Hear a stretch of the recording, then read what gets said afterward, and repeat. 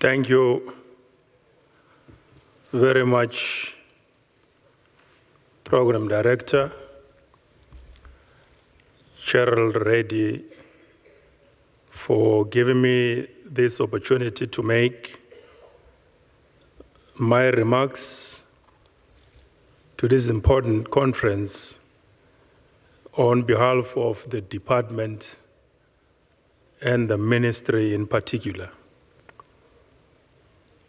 Mr. President, Dr. Emmanuel Ngobo, and members of the board and other office bearers of this important professional body in this sector of local government.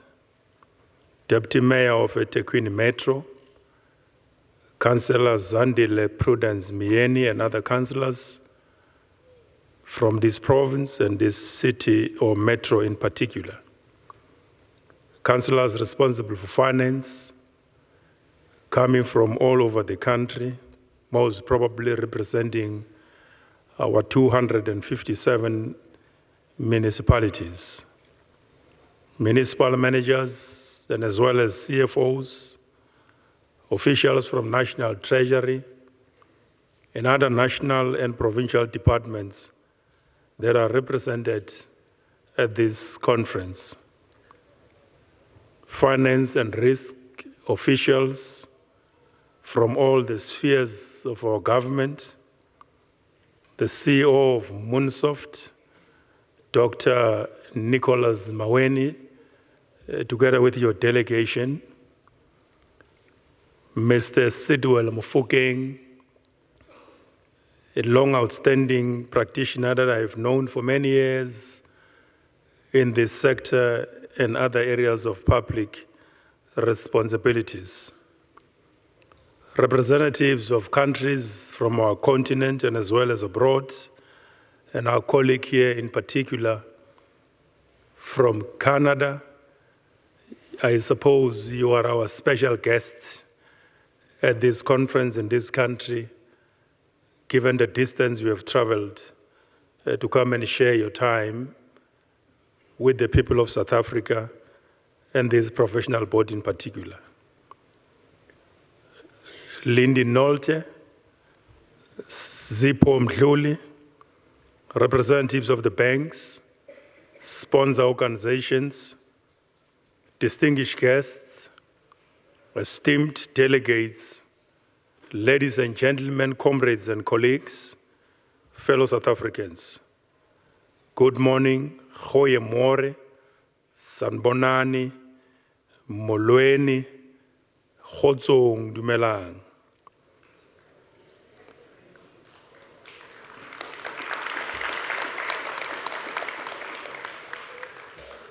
I would like to begin by conveying the apology of our minister and his well wishes to this important meeting this morning.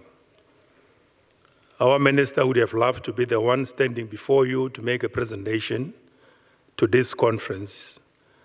Unfortunately, he has not been able to make it, not because he chose to do so, but he is currently involved in a very serious meeting of what we call Eastern Seaboard Development in a political engagement alongside the premiers of both this province of KwaZulu-Natal and as well as the Eastern Cape and the traditional leaders, MECs, mayors and councillors from the 4 districts of Ugu, Herigwala, OR Tambo, and as well as Alfred Nzo. He would have loved to be here, and given that national commitment, he has not been able to make it.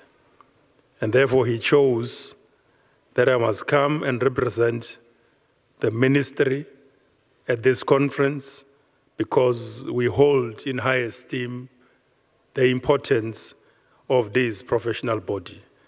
And therefore, it is an honor and a privilege for me to be standing before you to present an address on behalf of the National Executive and our department in particular to this meeting which brings together finest minds in public finance to discuss a matter that lies at the very heart of governance in pursuit of public finance excellence at this point in time.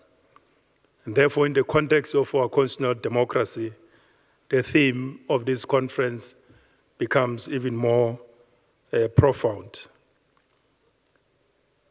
It is even more historic that I'm standing before you this morning, this year in particular, as you are celebrating 95 years of your existence. In 5 years to come, you will be celebrating 100 years, and most probably, Mr. President, when you celebrate that milestone of the life of this body, we will be there in our numbers to come and witness the centenary celebration of this body. It is heartwarming indeed at this point in time for me, like I said, to be standing before you. You have said, Mr. President, that you are so proud of your socio-cultural identity as a Zulu man or boy coming from the Zulu kingdom.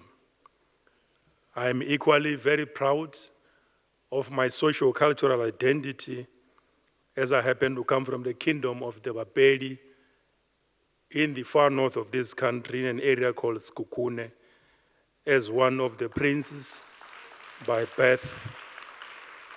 So in my bloodstreams, there is that blue blood that comes from the kingdom and the chieftainship coming from the Masemola dynasty in that part of the country.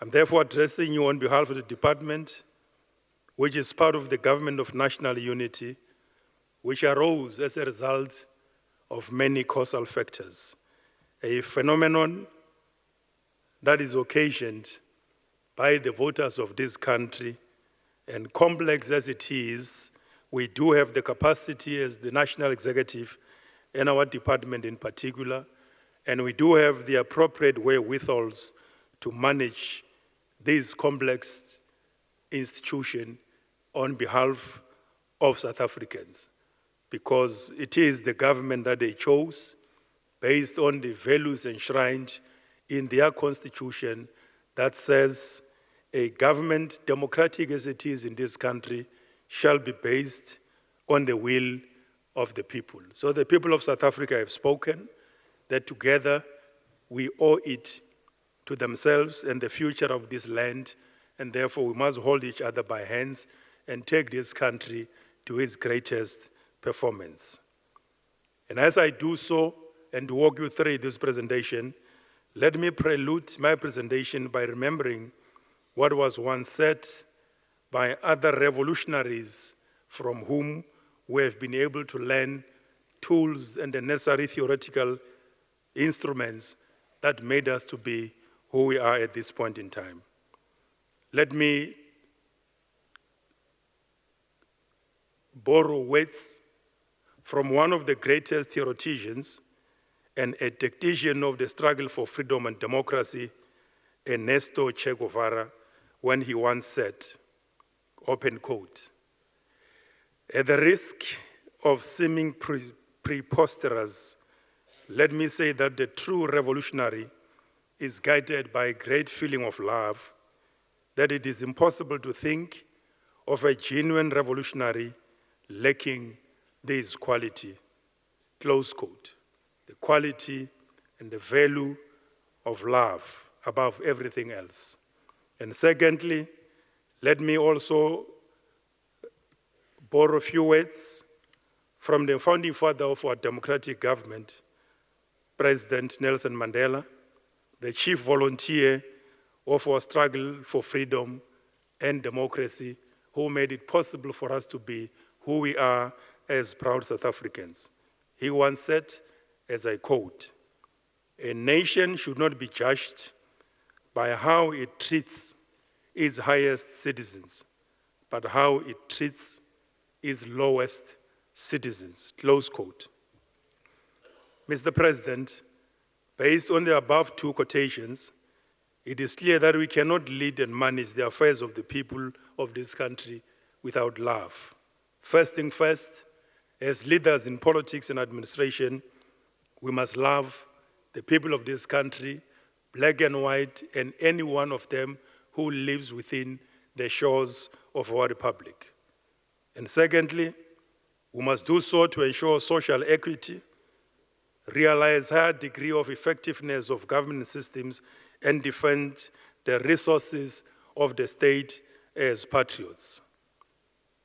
We're basically meeting here today with that understanding that we are called upon to provide leadership, for it is the only requirement that would move this nation forward and bring serious prosperity and development in our interest, but also in the interest of the future generations who will come after us. They must find working systems of government and a formidable country that will carry forward their socio-economic livelihood to prosperity as they compete with other global family of humanity. Hence, we are meeting at this conference based on the theme, Accelerating Public Finance Excellence. As President Nelson Mandela said, that we should be characterized as this government and this system, or be judged by a higher degree of effectiveness of our government systems. The exchange of experiences and lessons today, 30 years into our democracy, should help to mirror ourselves from where we come from with respect to our individual municipalities in respect of the theme of this conference, whether indeed we are demonstrating that highest level of effectiveness of our government system. For the supersonic performance of government, we need these high levels of commitment in the service of national importance. We view public finance, Mr. President, as not only a matter of fiscal management, but also a tool that ensures our government can deliver on the promises of a better life for all the people of this country without any failure. Our Constitution, therefore, particularly through its commitment to democratic governance, enshrines the right of every citizen to access essential services such as water, sanitation, safety and security, electricity, housing, education, just to mention but few. It mandates the state to promote social and economic development and to ensure sustainable service delivery at all levels of government. I'm here this morning to basically be exposed to your ideas as you'll be speaking, to assess exactly where do we stand as a nation, as a country, and of course, as this government. Central to this mission is our ability to manage public resources effectively and responsibly, which is why today's theme is as it has been articulated. Ladies and gentlemen, I believe we can all agree that public finance excellence is the bedrock of effective service delivery, of governance, and in service to the people of our beautiful land. The careful and transparent management of public finance is what empowers the state to invest in vital infrastructure, enhance service provision, and respond to the growing needs of our communities. I emphasize the word serve because this is not just a technical word, but a moral obligation in the service of the people for social progress and as well as prosperity. Given that we are expected to serve and lead with integrity and as well as honesty. When the public finances or resources of the people are mismanaged, it's not only government that gets weakened with the resource capacity, but the people in particular are the most affected because they are denied access to services and as well as development of their own localities. The consequences of poor financial management are not abstract. They are felt in the everyday lives of our people, by the elderly, by the women, children, and people living with disabilities. When there is no water to take medication by the elders, when the street lights are off and people cannot walk freely, there are streets for social and economic use as a result of inordinate use of public funds by those entrusted with the responsibility by the people, it becomes a regrettable reality. We're meeting here today, Mr. President, on behalf of 62 million South Africans, on whose behalf and in their names are articulating different perspectives with regard to how are we and supposed to be handling their resources. You, delegates, as practitioners of this sector, you are more than very well informed about exactly what is the state of affairs as we manage and navigate these difficult responsibilities of managing public affairs. Local government is the sphere where the interface between the state and the people is most immediate and has the greatest responsibility in this regard. Municipalities, as we all know, are at the forefront of service delivery, and their fiscal health directly impacts their capacity to deliver services in line with the adopted integrated development plans within the macroeconomic strategy of this country, as well articulated in our national development plan. This is where the role of financial officers, of accountants, of risk officers and auditors becomes even more indispensable. Equally, even the banking sector, which I suppose is present as well in this meeting, becomes crucial given its finance skill space and capacity from which our municipalities could be in a better position to benefit.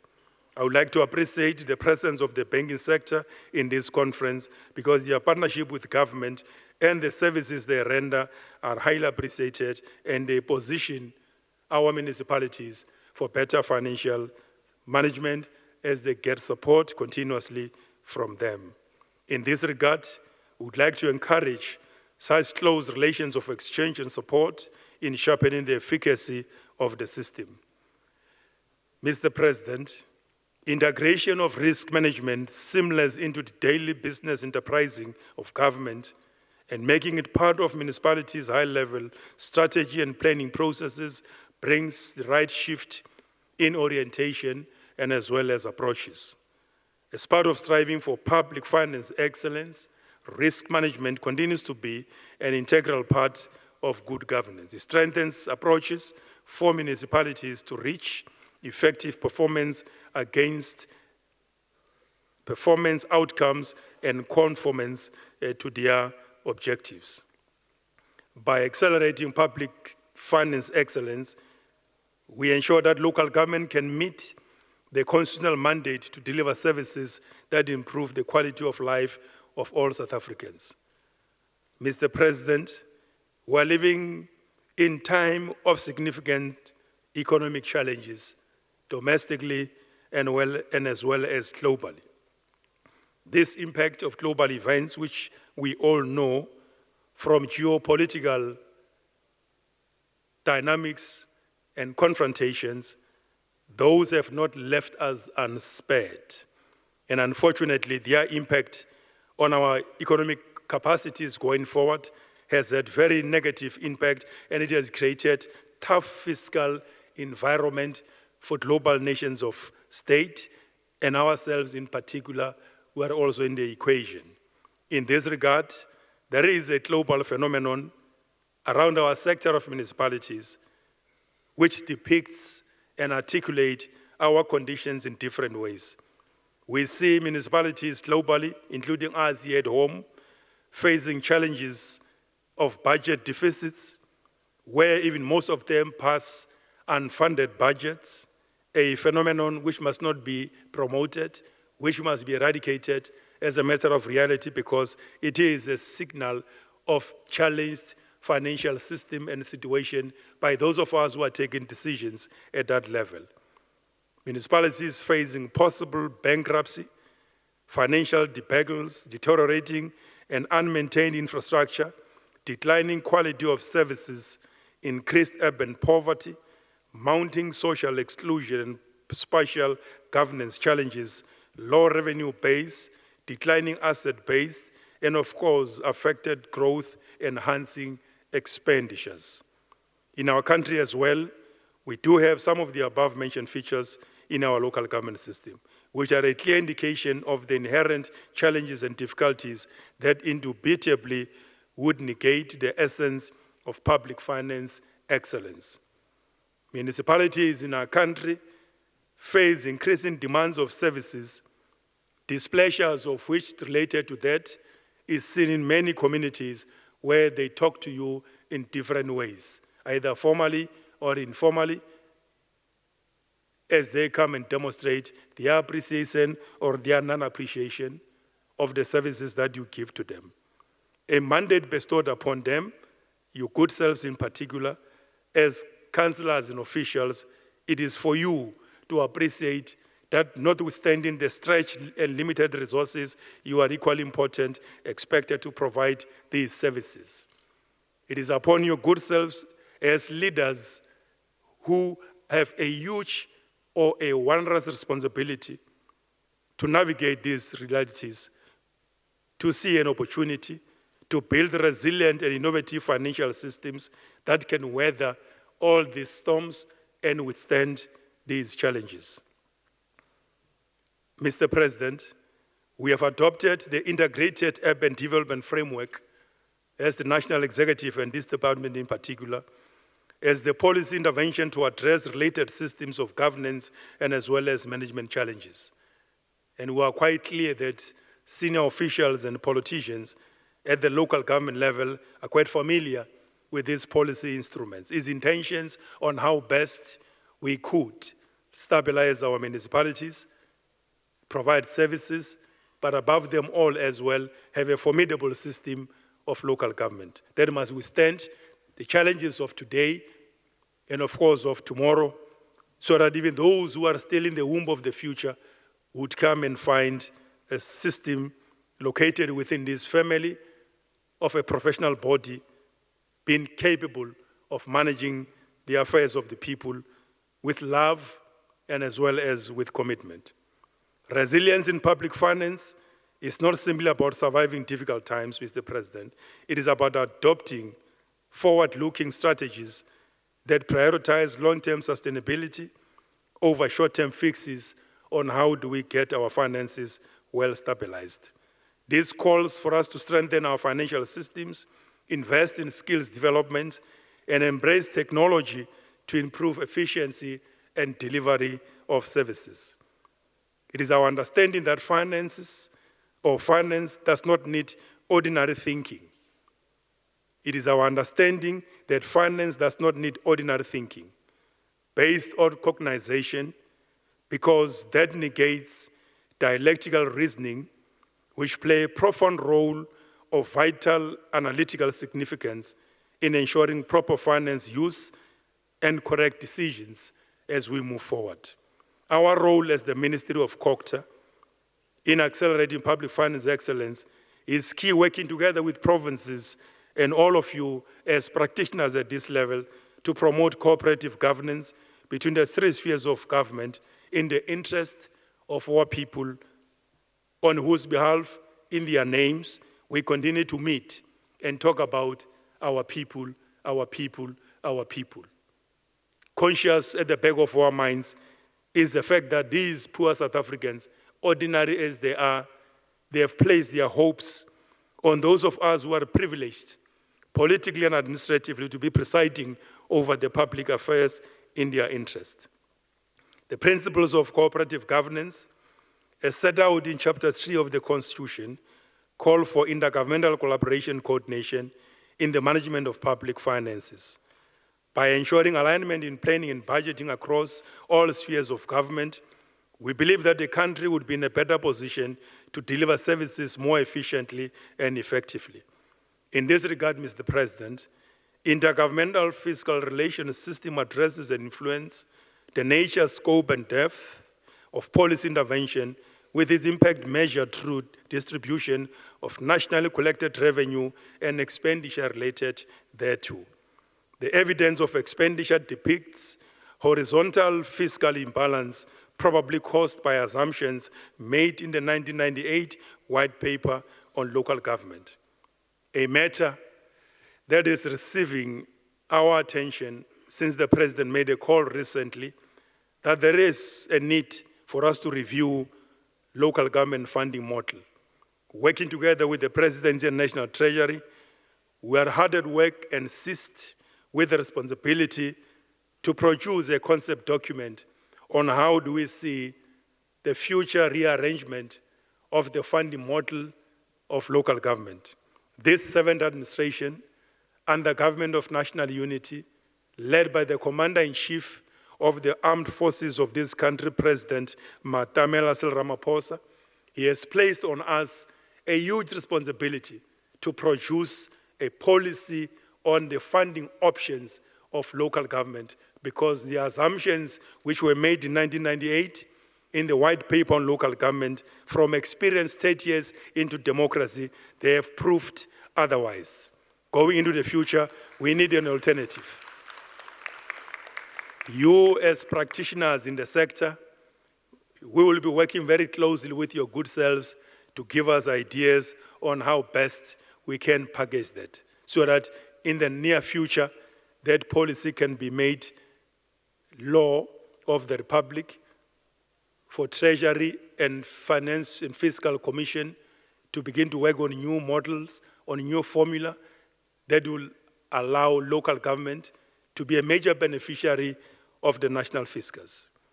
Ladies and gentlemen, allow me to continue to indicate that ethical leadership as a catalyst for effective oversight, accountability, and consequence management remains and continues to be one of the key aspects for us to pursue the main theme of this conference.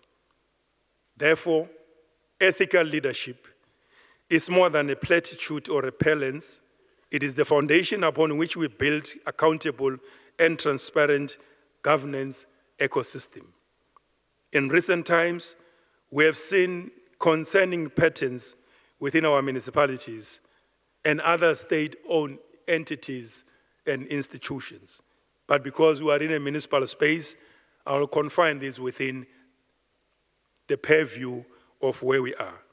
The allegations and realities on malfeasance and malversation, realities and perceptions on fraud and corruption, inefficient governance structures, irregular appointments, supply chain challenges, and pervasive lack of consequence for wrongdoing, just to mention but few.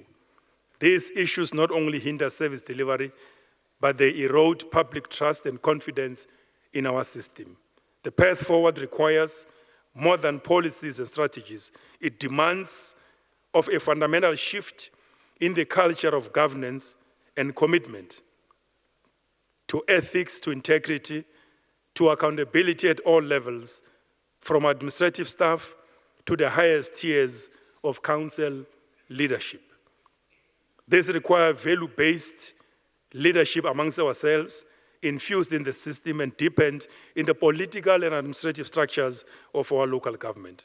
We must ask ourselves many questions, and this question in particular, ladies and gentlemen and colleagues, how do we entrench these values within our municipalities?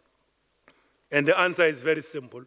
The answer is with those who are in leadership of our municipal administration, politicians, and as well as senior managers. Local government anti-corruption strategy lays a clear mandate that municipal leadership must set ethical tone and lead by example. Mayors, speakers, and municipal managers must and should carry this critical responsibility without any failure, and they become champions of the course of events with regard to the deepening of value-based ethical leadership that is so much required as an ingredient to reconnect with the people and continue to send a message out there that we are a sector based on values comprised of individuals in their own right, well-fired in their imaginations for a better performing system. Your actions and inactions set the precedence for the entire municipalities where we come from.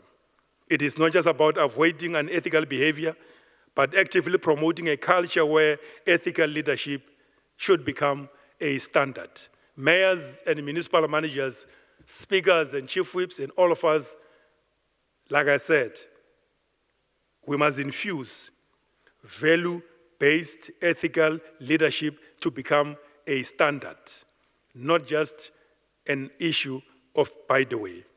And in recognizing the urgent need to reinforce ethical leadership, the department, in collaboration with the Ethics Institute, SALGA, Moral Regeneration, and heads of law enforcement agencies, have been able to convene a summit early this year under the theme Ethical Leadership for Effective Local Government to begin to discuss on how best we can infuse ethical leadership in this sector of local government. At this summit, a code of ethical leadership in local government was launched, and commitments were made as part of implementing anti-corruption strategy. The code is not just symbolic, it serves as a guiding document for municipalities to follow in their governance systems. As part of institutionalizing the code, the minister alongside the president of SALGA will shortly, in the next coming weeks, be expected to send a very serious circular through a co-signed document that will beckon and impose on municipalities the need to go to your councils and adopt such so that it becomes part and parcel of your value-based system as you remodel the envisaged value-based leadership at our municipal level in pursuit of the theme of this conference. It is through transparency, integrity, honesty, trustworthiness, reliability, and accountability that we will cultivate good governance. Our commitment to these values and principles should not be imaginary, but it must become a reality. I know I'm speaking to leaders at the municipal level. You are leaders in your own right. What differentiates us for now is that I'm a deputy minister, you are mayors and senior officials, but in any way, we are all leaders. We have got the equal responsibility to make this sector one of the best sectors compared to the family of humanity in our country and as well as globally. So I appreciate and recognize your experience, your knowledge and commitment to serve our people. So together we can be able to make a huge difference as we navigate these complex spaces within our municipalities, within the entirety of our governance systems. This matter of effective municipal governance is a must. Equally important in the whole equation, effective consequence management is one of the critical activities and actions to be undertaken by those of us who have the authority to do so. As a matter of reality and importance, mayors, municipal managers, and senior officials must enforce accountability as and when it is expected, because consequence management would be in a better position to help us resolve many things. Because many things could be avoided, and the correct culture is deepened where officials look after the public finances, manage the conditions of service, but also human resource management and development in our municipalities with care, with consciousness for people to know and appreciate that our collective efforts and endeavors are extremely important. The department will continue to work closely with law enforcement agencies, provincial governments, and other stakeholders to strengthen the fight against corruption in our municipalities. Of course, we appreciate those who uphold their values and are centers of excellence on public finance, governance, and as well as leadership in our sector. Those who continue to do well in the interest of the working class and the poor, the downtrodden masses of our people whose future and conditions depends on our collective honesty and as well as collective efforts. The President has, in many occasions, signed proclamations in this regard because of challenges and problems that seems abounds in our local government. Whenever we see these proclamations being announced, comrades and colleagues and fellow South Africans, you must know that we as the ministry cannot have joy that our institutions are being investigated because of other factors which could have been avoided if the value-based leadership is at the center of good governance and therefore realize the theme of this conference. We're looking forward to a total non-pronouncement by the President of proclamations because there will be no need any longer going forward to investigate all those allegations and perceptions about ourselves. And the people who can best save the sector from all those issues it's yourselves who are seated here, because you are at the center of municipal finance management, administration, expenditure, and other related matters that can give confidence or no confidence internally and externally about ourselves as we move into the future. Our confidence in you must help us going forward. As I quote Michael Lewis in his book, The Fifth Risk Undoing Democracy, he says, open quote, "Many of the opportunities in the public sector are based on loyalty, even though unsuitable people are appointed. And they even actively work against their own branches as they are heading and working very hard to satisfy their pecuniary interests." Close quote. All these actions, intentionally or unintentionally, impact negatively on any organ of state that is capable of dispensing power in a manner that totally destroy and weaken the systems of governance. For vexatious and free-fallers actions to triumph in satisfying one's insatiable appetite for currency. We're looking forward to a meeting where our ministry will be engaging, as I said, heads of the 3 primary law enforcement agencies to discuss how best we can save our colleagues from becoming victims of the Department of Correctional Services. We want to see that department's infrastructure centers becoming empty and empty and empty so that we can turn them into institutions for human resource development and other skills development for our people. Because we run short of appropriate spaces for leadership development, those prisons can be converted into other things because they don't deserve to be having warm bodies coming from amongst us. Mr. President, key to these institutional and administrative capabilities depends on our human resource capacity, which we are looking forward to implement. The policies that we are implementing around the professionalization of local government, in appointment of senior managers, in ensuring competency and staff regulations, it is a very important policy endeavor that has been provided. And we equally would like to caution officials and locate them accordingly within the realm of the legislative space so that there is no conflation of responsibilities amongst ourselves. We were told that in some cases, officials, and I'm not talking anecdotes, I'm talking real stories, that in some instances, councillors, colleagues, overreach and want to become officials. And at the same time, or conversely, officials as well would want to work as if they are politicians and want to give instructions. Conversely, vice versa, conflation and therefore breeds confusion. To address the temptations of blurring boundaries and avoid such, it is extremely important for us to stay on our lines, informed by the policy parameters and the applicable statutes as enacted by the President and passed by our Parliament. We must continue to be focused on capacity building initiatives, including comprehensive training programs for our councillors and as well as human resource practitioners and senior managers in our municipalities. Competency, abilities, and capacity to lead and manage, it must continue to preoccupy our municipal institutions on a continuous basis. Mr. President, appropriate policy environments have been created, equal to Public Accounts Committee in provinces and as well as in national government. SCOPA is one of such important organs of parliamentary politics to enforce accountability of senior provincial and national government departments.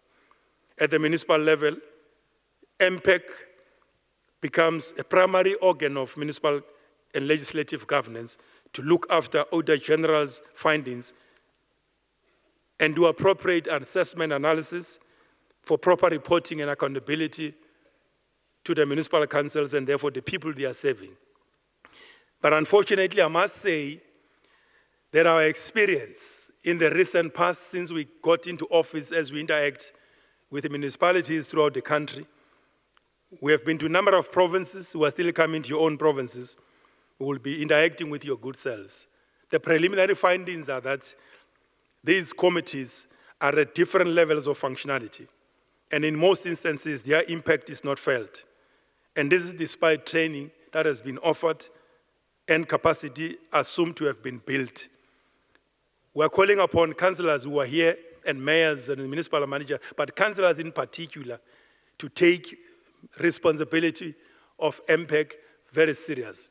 Because there is no national or provincial official in any state department who can sleep overnight if he or she knows that tomorrow they are going to appear before SCOPA, because there it is biting. They do meet bulldogs, bull terriers, in the interest of the people. So we want to see MPECs in municipalities taking almost the same character of SCOPA in provinces and as well as national. All these matters we are referring to will be issues of yesterday. We're calling upon you, colleagues who serve in this important committee of municipal legislative capacity, to do your work without any failure. Equally, as the department, we have embarked on an outreach program to visit provinces and interact with our municipalities to assess their performance on key areas of local government transformation. This is part of our ongoing work that has become even more serious given the recent Auditor General's report on municipal finance audit, and also the local government report on the state of local government report, which reflects concerning state of our municipalities. A number of municipalities in those reports, particularly state of local government report, says that a number of them are in distress. There were 66, and the recent report says it has been reduced to 35. And in the very same report, it says 10 of our municipalities in the country are totally dysfunctional, and a substantial number of them are at risk. And talking about ourselves, and the main determining factor of all this categorization in tier 3 categories is their state of finances. And the state of finances is managed by your good selves under the leadership of those mayors and as well as municipal senior officials. This situation, comrades and colleagues and friends, it has necessitated the president in the past 3 weeks to establish an interministerial committee comprised of various departments of government, including even the security-related cluster departments, which means you are becoming clients not only of us, because we in COCTA, our responsibility is to make sure that Section 154 of the Constitution is implemented. When pronouncements of this nature are made about our sector, we cannot sleep, and that is why we are here. And that is why we are all over the country, to want to engage with yourselves so that we are not becoming clients of these integrated approaches by government and executive, because all of us, we are concerned, including the president. He is not very excited about us. So he has given us a very clear instruction to lead that interministerial committee. So don't be surprised when a lot of activities will be taking place all over the country, into your spaces, out of your spaces, crisscrossing, straddling the landscape of our local government system. It will be in the interest of pursuing the mandate of the president. So we're looking forward to you beginning to inculcate a new culture of handling things at this level. And this undertaking, Mr. President, is meant to do nothing else but to strengthen provision of leadership and deepen accountability. As I conclude, I would like to once again express my sincere gratitude to the organizers of this important conference for affording us an opportunity as COCTA and the ministry in particular and the department at large to participate in these discussions.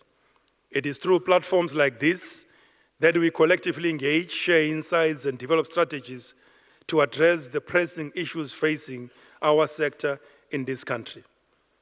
Our continued collaboration with the organization, Mr. President, as a professional body, is a proof to our commitment to developing meaningful partnerships with key stakeholders who share our vision for improving the state of local government in our country, the beautiful land of South Africa. Recognizing the critical role of the professional bodies and this particular one, as it plays in this sector of enhancing capabilities and governance, we made a strategic decision to continue to align with your good selves as we benefit from your expertise and your resources in advancing a better finance management of our municipalities. The MOU that we have signed will continue to serve as a parameter to advance our governance interests and therefore heighten management capabilities and sharpen our instruments of leadership going into the future. Through these partnerships, we aim to bolster the support we provide to municipalities by ensuring that they are equipped to meet their constitutional obligation and deliver services to our people. We are confident, Mr. President, that by leveraging the collective knowledge, skills, and experiences of both our department and your institute and other institutions and other bodies in this country, we will significantly make strides in addressing challenges facing our municipalities. So the theme of this conference cannot be overemphasized given its importance and its relevance. Just as called by the district development model, we remain committed to working with our stakeholders to ensure municipalities across the country are positioned as real centers of excellence in the execution and the course of events for national importance. We look forward to the continued partnership with you, Mr. President, and your organization for positive outcomes in our collaborative effort and collective leadership provision going forward. The conversations and ideas that would be shared in this meeting would most probably improve public finances and restore confidence of our people once again as we move into the future. Your participation at this conference is highly appreciated. By working together, we can build more stronger, efficient, and resilient municipal institutions. May the outcomes of this conference lead to positive changes and lasting improvements in our local government system. As I conclude, laat ek sê, ons vergader hierso vandag om die strategie te ontwikkel om hoe kan ons beter regeer en kry die oplossings vir die probleme van die gemeenskap van ons municipaliteite.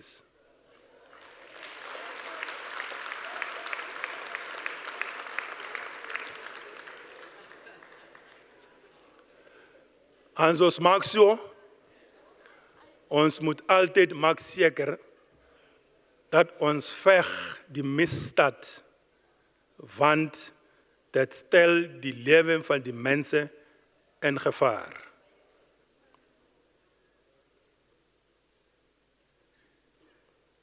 One from the Book of Authority that takes care of our being, our souls, and our spirits. In the 1 Timothy 6:10, it says, I open quote, that money is simply a tool that can be used for good or for evil. But love for money is always destructive and sinful because it replaces our love for God. Close quote. I would like to wish you a very successful conference as we advance the theme of this conference for better finance management and delivery of services. Baya Dangi, thank you and have a great day.